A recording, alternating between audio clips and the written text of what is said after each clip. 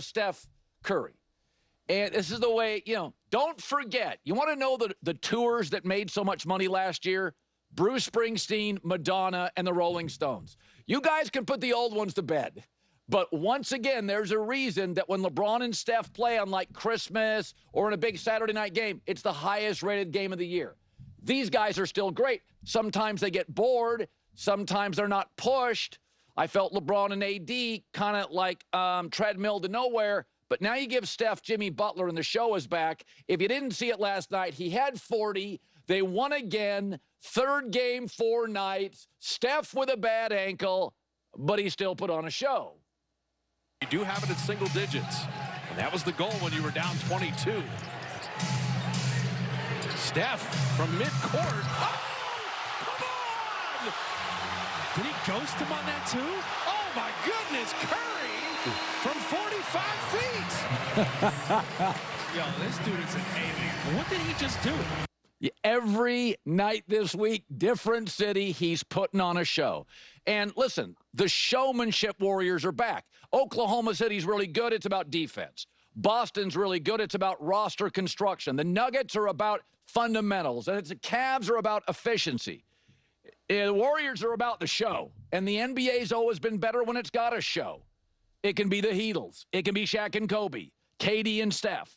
But when you go to watch Steph play, halfway through that game last night, those Brooklyn fans, they weren't rooting for the Nets. They were Steph fans.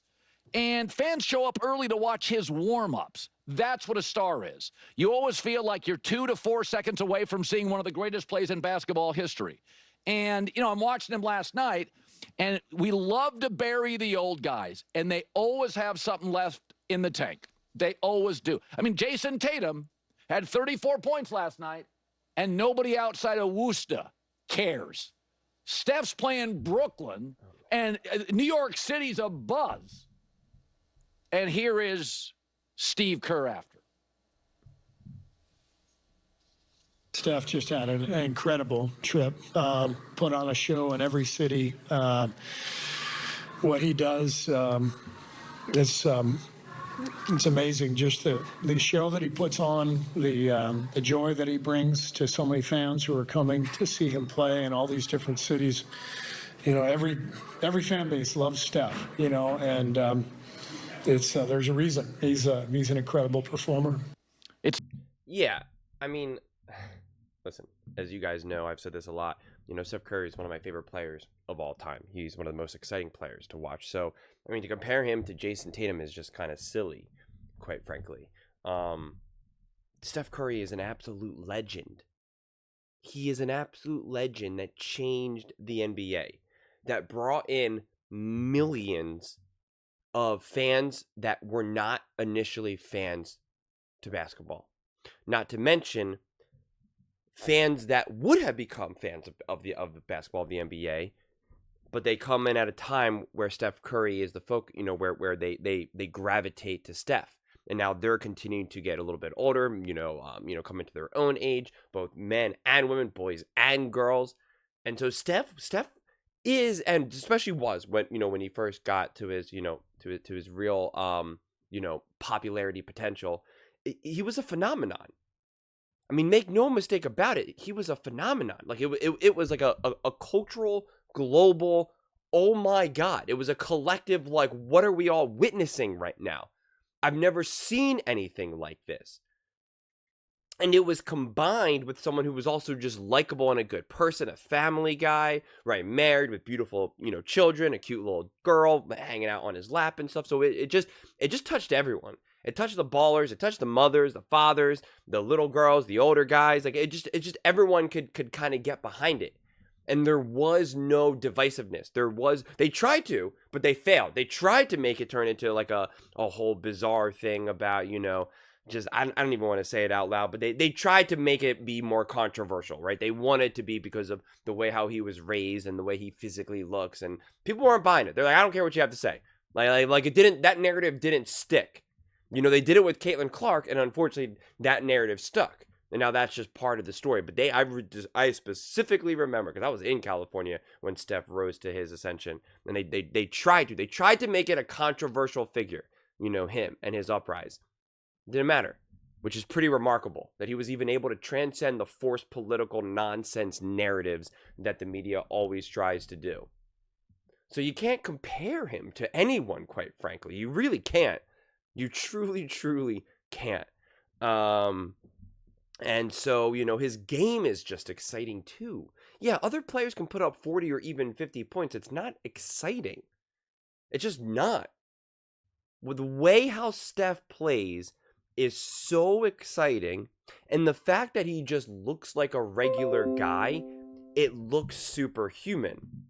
So it really is different when like a Joel Embiid, when a LeBron James, a Luka even, some of these other guys, like, you look at that and you're just like, well, yeah, they're bigger and stronger and this or that. Like, Steph really, triggers that feeling of a lot of people who watch, who are just like, if they're real young, they're like, I could do that one day.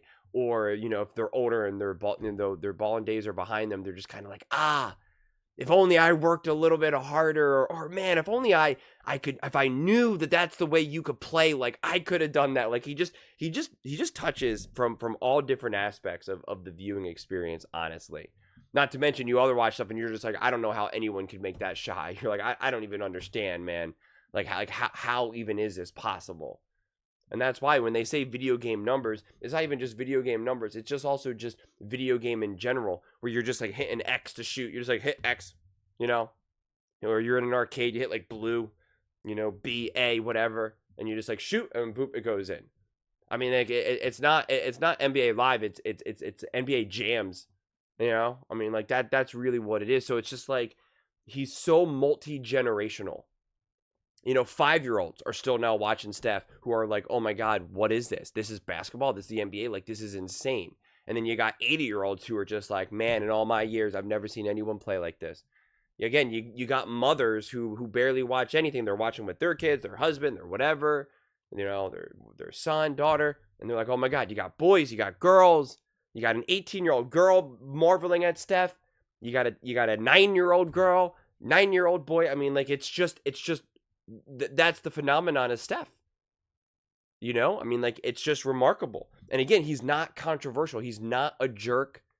He doesn't have an attitude in a way where you're kind of like anyone who's rooting against Steph, is either just someone who's obviously a fan of an opposing team where they keep going back and forth a lot or something. So you could understand that that's just typical fandom, or just like a straight up hater. But he does not have the haters like any of these other guys, because what do you use against him?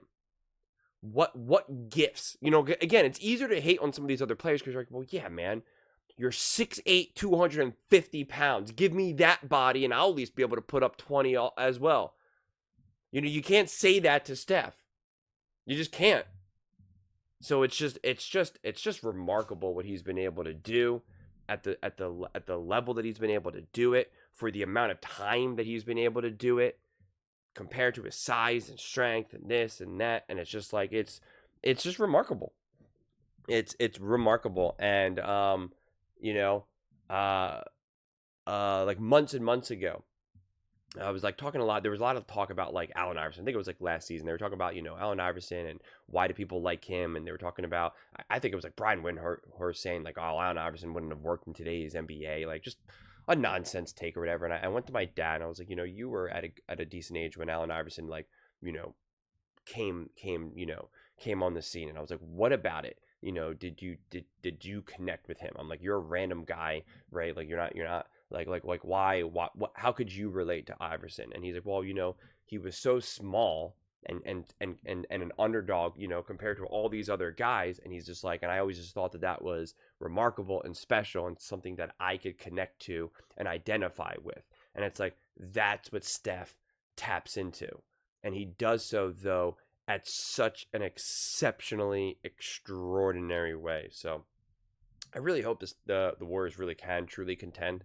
If they pull this off and Steph wins another ring, I mean, it would be just one of the best years, like starting from right before the Olympics onward, where he like makes the shot, right? Because that's like, I see it starting from that point onward, rather than like that was the end of last year. Because when you really kind of look at it, if he wins the gold, obviously played amazing, historic shot in itself. And and then now leads the Warriors to a ring. I mean, that what would that end up being? That would be like an 8-month period of time, 9th month, whatever the whatever the exact timeline would be. I mean, it would be pretty extraordinary. It would be absolutely extraordinary.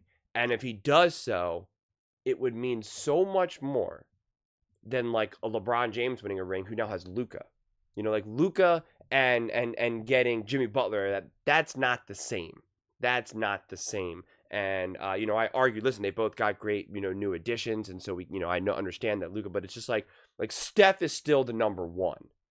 Steph is clearly the number one. LeBron is clearly not the number one.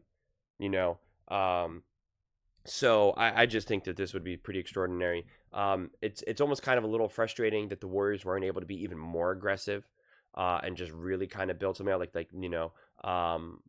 KD it would have been awesome for KD to come back, because KD is better than Jimmy Butler. I think that's not that much of a controversial statement to make, but I just think that would have been like a pretty cool homecoming for KD, and you'd probably feel a little bit better. But I'm hopeful that Jimmy Butler can really fill an Andrew Wiggins plus another notch in the playoffs, and they can pull this off. I just think that would be, from my viewpoint, that would be the best basketball story, the best NBA story that would help the ratings and the energy going into the offseason, going into the playoffs, going, into the offseason, into the next season. It would just be, that's the story. That's the story, from my viewpoint, that would really energize everyone. Just like the Eagles demolishing the Chiefs, that energized so many fan bases. That energizes the Bills. That energizes the Ravens. That obviously energizes the Eagles. It energizes the Lions. The Chiefs feel like they've just been slashed. Like it's the best case scenario. If the Chiefs won, it would have just been like, all right, great, we're just gonna get the same nonsense all year. Oh, is Mahomes the GOAT? Mahomes is the GOAT. The Chiefs, can they 4-peat? It's like, that's boring. That's nonsense. The Eagles winning, especially the way they did, considering also just how popular the Philadelphia Eagles are as a franchise as well, it's massive. And so now the NFL, this offseason, has so much energy. And again, the Eagles showed you can beat the Chiefs, guys. Bills, Ravens, there's no excuses for you unable to beat the Chiefs. Bengals, go get it. Lions, if you could actually get to the Super Bowl, you could beat the Chiefs. You're signaling to all of to the entire NFL, guys, this isn't an actual dragon. They're just a really good team. And I just think that, basketball doesn't have that right now. If the Knicks win, sure, that would obviously be really high for New York specifically, but I don't think globally, I don't think nationally, everyone's going to be really excited about that, because I just think that Steph has the reach. And even LeBron, people will like that, but it's LeBron and Luka and LA. It just hits differently. It really does. It just hits differently. Steph and the Warriors tap into just a different, it's so crazy that they have been such a dynasty and such a juggernaut, and yet they still tap into this like everyman mentality, even though it's like literally the Bay Area. I mean, like it's it's California, Northern California, and it's I don't know how they did it, honestly. Like it's pretty remarkable. And I just think that would be the best thing for the NBA, to have Steph win another ring, to have the Warriors be on top again, and just really prove just the excellence, the dominance, the greatness, and kind of continue to sun these other teams that are trying to get up there. The Cavaliers, even the Celtics, right? Because everyone's like, oh, the Celtics, they're going to go on their run now. They're going to win, the next 2 out of 3, 3 out of 4, whatever, baby. And it's just like, no. And the Warriors have that chance. LeBron and Luka, oh my God, who's going to stop them? And it's like the Warriors, right? Like that. I mean, just think about it. If the Warriors are able to beat the Lakers in the playoffs or something, what that does from a media perspective, from a fan perspective, from a popularity perspective, the buzz would be absolutely insane through the roof. If LeBron and Luka beat the Warriors, I don't see that. I don't see that being as impactful. So I just want some juice back in the NBA, and from my viewpoint, it just feels like the Warriors hold that. OKC ends up winning, like that'll be cool. And there's a lot of players on there that I'm like, I would love to see them win. Like that's definitely a cool story in itself. but it won't hit as hard. It's just different. I think the Timberwolves had a chance at that last season. They had so much of this interesting momentum with Ant and Cat and stuff, and like and Rudy Gobert. Like, it was definitely interesting, and especially after they knocked out Jokic and stuff, and it was like, all right, and like they had this momentum, and then they didn't. And now that whole rise, that's been lost now. That's completely lost, and quite frankly, it'll take a while for them to regain it. The Warriors got that juice, and I just think, the average fan, the casual fan, seeing Golden State back on top will get them excited back about the NBA and basketball. So there's a lot at stake from my viewpoint. But those are just my thoughts. I'd absolutely love to hear yours. What do you guys all think about the Golden State Warriors, Steph Curry? Do you think that they're contenders? I guess we're just going to keep asking that question every single video. Are Warriors contenders if, Steph keeps this up? Yeah, if Steph's, putting up 40 and hitting those shots, yes, they are contenders. Let me know in the comments below. I read every single comment. So whether you agree with me or disagree with me, either way, let's get in some discussions. Let's get in some fights. But ultimately, let's just have some fun. And please do consider subscribing. We're building an amazing community here, and I absolutely love to see you part of it. I want to build something that we all genuinely feel connected to. Something that we're really excited to be part of. I think we're well on our way to doing it. Please don't forget to give this video a thumbs up, as it really does help the visibility and the algorithm. Thank you so much. See you next time.